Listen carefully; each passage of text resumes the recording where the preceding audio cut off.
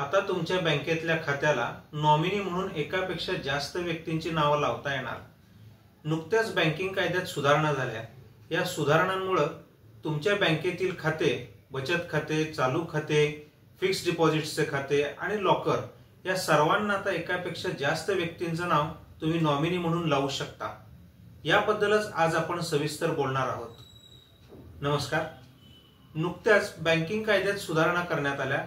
Banking regulation act 1949 मध्ये सुधारणा करून नॉमिनेशन बद्दलच्या तरतुदीमध्ये काही सुधारणा करण्यात आल्या।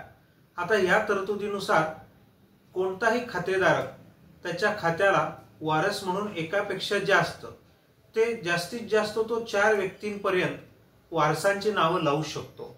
यामध्ये तो एकाच वेळेला वारसांची नावे लावत असताना 2 पद्धतीने त्याच्या वारसांची नावे लावू शकतो। यातील एक भाग आहे तो म्हणजे सक्सेसिव्ह नॉमिनी आणि दुसरा भाग आहे तो म्हणजे सायमल्टेनियस नॉमिनी। आता सायमल्टेनियस नॉमिनी आणि सक्सेसिव्ह नॉमिनी याकडे जाण्यापूर्वी आपल्याला सर्वात महत्त्वाची गोष्ट अशी समजली पाहिजे की नॉमिनी म्हणजे काय असतो। नॉमिनी हा कोण असतो? तर नॉमिनी म्हणजे अशी व्यक्ती की जी खातेधारकाच्या मृत्यू पश्चात त्या खात्यात असणाऱ्या रकमा किंवा मालमत्ता याचं वाटप त्या खातेधारकांच्या कायदेशीर वारसांच्यात करू शकते, अशी व्यक्ती म्हणजे नॉमिनी। आता नवीन सुधारणांमुळे जे 4 व्यक्तींना आपण जास्तीत जास्त नॉमिनी म्हणून नेमू शकतो, ते नॉमिनी नेमण्यासाठीचे जे 2 मार्ग आता या सुधारणांमुळे आलेले आहेत, त्यामधला पहिला आहे तो सायमल्टेनियस नॉमिनी। आता ह्या सायमल्टेनियस नॉमिनी मध्ये एकाच वेळेला तुम्ही 4 व्यक्तींना जास्तीत जास्त मध्ये जे नॉमिनेशन देऊन नॉमिनेशन म्हणून नेमू शकता, त्यामध्ये त्यांचा तुम्हाला रेशो ठरवला जाऊ शकतो। म्हणजे काय, तर तुम्ही प्रत्येक नॉमिनीला किती % तुमच्या मृत्यू पश्चात रक्कम मिळावी याबद्दलची तरतूद तुमच्या नॉमिनेशनच्या फॉर्म मध्ये करू शकता।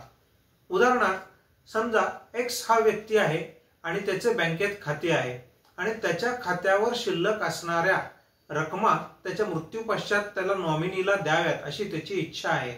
असं समजा की त्याने त्याच्या खात्याला नॉमिनी म्हणून 3 व्यक्तींचं नाव नमूद केलेलं आहे ABC। तर ह्या 3 व्यक्तींना तो त्याच्या खात्यातील रक्कम समप्रमाणात देऊ शकतो किंवा तो प्रत्येक व्यक्तीसाठीच त्याची पर्सेंटेज किंवा टक्केवारी सुद्धा निश्चित करू शकतो। यामध्ये एक महत्त्वाची भाग लक्षात घेण्याजोगे आहे की ही जे काही पर्सेंटेज किंवा टक्केवारी असते, ह्या सर्वांची टोटल ही 100% जास्त होता कामा नये। उदाहरणार्थ तो नॉमिनेशन करत असताना अ ला 50% रक्कम मिळावी, ब ला 25% मिळावी, क ला 25% मिळावी, अशा पद्धतीची तो सोय करू शकतो। तथापि जसं मगाशी सांगितलं तसं कोणत्याही परिस्थितीत सर्व नॉमिनींची मिळून एकत्रित टक्केवारी ही 100%पेक्षा जास्त असता कामा नये। आता आपण बघूया दुसऱ्या नॉमिनेशनच्या प्रकाराकडे। आता नवीन जो दुसरा आणखीन एक आपल्याला बदल झालाय तो आहे सक्सेसिव्ह नॉमिनी। आता सक्सेसिव्ह नॉमिनी म्हणजे काय, तर तुम्ही एकाच वेळेला जास्तीत जास्त 4 लोकांची नावं नॉमिनी म्हणून तुमच्या खात्याला देऊ शकता, पण त्यांचा प्राधान्यक्रम त्यामध्ये ठरवला जातो। उदाहरणार्थ समजा जर X या व्यक्तीचं बँकेत खाती आहेत आणि त्यानं त्याच्या खात्याला नॉमिनेशन म्हणून ABCD अशी 4घांची नावं लावली, तर तो त्यांचा प्राधान्यक्रम ठरवू शकतो। म्हणजे काय, तर X ह्या खातेधारकाच्या मृत्यू पश्चात सर्वात पहिल्यांदा A ला रक्कमा मिळतील, जर A हयात नसेल तर B ला मिळतील, B हयात नसेल तर C ला मिळतील आणि C हयात नसतील तर D ला मिळेल। अशा प्रकारे त्या रकमा दिल्या जाऊ शकतात। हा एक प्राधान्यक्रम तो ठरवू शकतो। याचाच अर्थ C ला रक्कम केव्हा मिळेल, ज्या वेळेला A, B हे दोघेही अस्तित्वात नसतील त्याच वेळेला। D ला कधी मिळेल, तर ज्यावेळी A, B आणि C हे तिघही अस्तित्वात नसतील त्यावेळेला D ला या रकमा मिळू शकतात नॉमिनी म्हणून। आता ह्या 2 गोष्टींमुळे लोकांना काय फायदा होऊ शकतो, तर बऱ्याच कुटुंबामध्ये एकापेक्षा जास्त वारस असू शकतात आणि त्या खातेधारकाच्या मृत्यूनंतर खात्यावरच्या रकमांबाबत वाद निर्माण होऊ शकतात, ते वाद खातेधारक त्याच्या जिवंतपणेच टाळू शकतो. त्यासाठीची ही खूप चांगली सोय नवीन बदलामुळे झालेली आहे. आता या अनुषंगानं असाही एक प्रश्न निर्माण होतो की एखाद्या मायनर व्यक्तीला आपण नॉमिनी म्हणून नेमू शकतो का? तर हो, निश्चितच आपण मायनर व्यक्तीला सुद्धा नॉमिनी म्हणून नेमू शकतो. तथापि त्या मायनरसाठी त्याचा पालक म्हणून एका गार्डियनची नेमणूक करणं हेही गरजेचं असतं. तो गार्डियन कोण असावा, कसा असावा याबद्दलच्या कायद्याच्या तरतुदी विचारात घेणं गरजेचं आहे. त्या अनुषंगानं जो मायनर असेल त्याची आई किंवा वडील हे जे नैसर्गिक नॅचरल गार्डियन असतात त्यांना प्राधान्य देणं अपेक्षित आहे. त्यानंतर आणखीन एक महत्त्वाची बाब की यामध्ये जेव्हा आपण नॉमिनेशनची नोंद करू आपल्या बँकेतील खात्याला, तर ह्या नॉमिनेशनमध्ये बदल करता येतो का? तर हो, निश्चितपणे बदल करता येतो.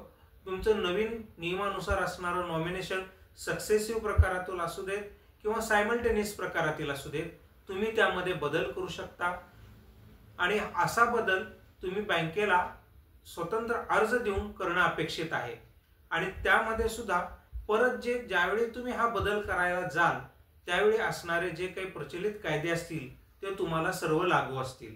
आता एक महत्त्वाचा भाग, जेव्हा कधी आपण कोणतंही नॉमिनेशन आपल्या खात्याला लावण्यासाठी बँकेत अर्ज द्याल किंवा नॉमिनेशन रद्द करण्यासाठी अर्ज द्याल किंवा नॉमिनेशनमध्ये बदल करण्यासाठी अर्ज द्याल, त्यावेळेला त्या अर्जाची बँकेकडून पोहोच घेणं अपेक्षित आहे. कारण आपल्याजवळ हा पुरावा असणं गरजेचं आहे की जे नॉमिनेशन आपण इच्छितो ते बँकेला आपण कळवलेलं आहे. या दृष्टीनं माझी आपल्या सर्वांना विनंती आहे की आपण आपल्या बँकेतल्या खात्याचं नॉमिनेशन आहे का तपासा आणि आपल्या नॉमिनेशनमध्ये जर काही बदल करण्याची आपली इच्छा असेल तर या नवीन झालेल्या बदलांचा आपण फायदा घेऊ शकता.